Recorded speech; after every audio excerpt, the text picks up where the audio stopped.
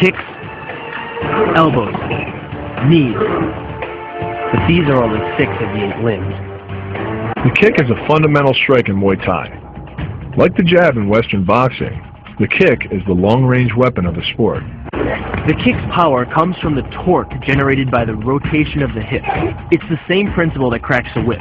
Turning the hips just a few degrees forces the foot to travel a much greater distance and creates a lot of speed as it does.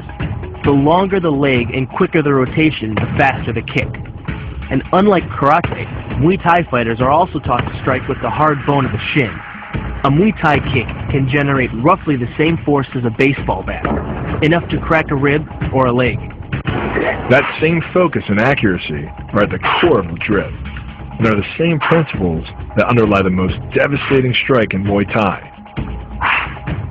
Basically, it works like a point of a knife. All the force is magnified by being concentrated in a small, hard area. Even if the elbow doesn't deliver a knockout, it will almost always leave a nasty cut, and often in the fight. With the long-range power angle kick and the fight-stopping elbow strike, we've made a good start at building our Muay Thai arsenal. But there's still a lot to learn. But the school could teach us another move to add to our arsenal, one that works seamlessly with weapons or without: the knee strike. Getting in close neutralizes the opponent's weapon advantage. Then, in the clinch, we bring the power of the knee to bear. Unlike the kick, which relies on rotation to create power, the knee gets its power from leverage. Pulling our opponent down as we drive the knee up can deliver up to 2.5 tons of force, enough to lift a car. It's not the arms, but the legs that drive our fists. Like a piston, the explosive power of the legs is capable of generating hundreds of pounds of force, all to a very vulnerable area, the soft underside of the opponent's jaw. Like the Hanuman move, the flying knee relies on the explosive power of the leg. But rather than spread the power of our blow over 2 fists, it concentrates it into the spear point of the knee and combines it with the force of gravity. It's the equivalent of hitting our opponent in the chest with a sledgehammer. Kicks, elbows, knees.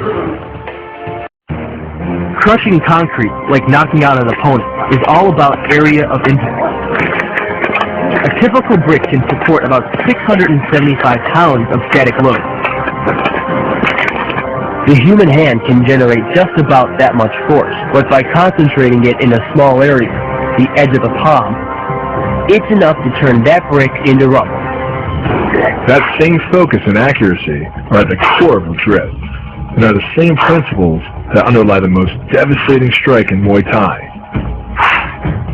the elbow.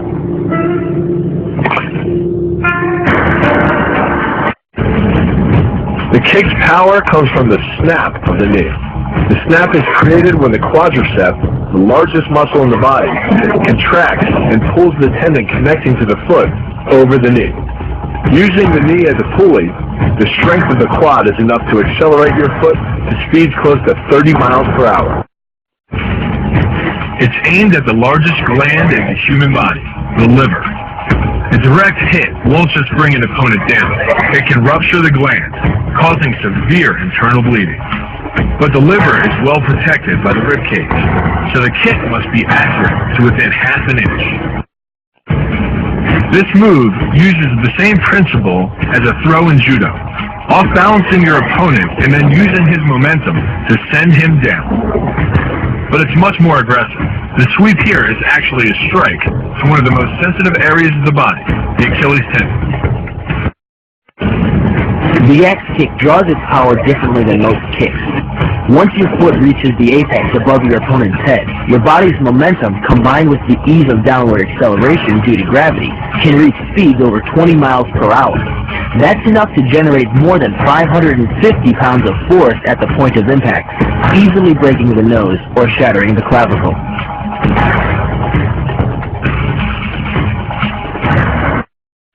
Unlike most kicks that land with the side, ball, or top of the foot, the gastresian uses the heel to deliver the blow. This alignment of the heel, ankle, lower leg complex channels some 2,000 pounds of force into the opponent, more than enough to break a baseball bat. The higher you can lift your opponent in this move, the faster he'll hit the ground. It's not just your force working against him. His acceleration due to gravity can mean his head hits the ground with a 3,500-pound impact. On a hard surface like concrete, this is more than enough to cause a serious brain injury. First, the opponent's arm works as a lever to optimize your control. Second, your own back serves as a pivot point for the throw. The strength and stability of your back allows you to throw a much heavier opponent than in a move that requires you to lift it. This move uses your opponent's arm as a lever working against him. The greater the torque on his shoulder, the greater the pain inflicted. And exceeding the joint's normal range of motion causes more than just pain. The soft tissue, muscles, and the bone can all be seriously damaged by this pressure. The goal of this lock is to stretch the tendons at the top of the foot to the breaking point. The strongest tendons have a tensile force threshold of just over 400 pounds. Applying any more pressure than that can tear the tendons from their base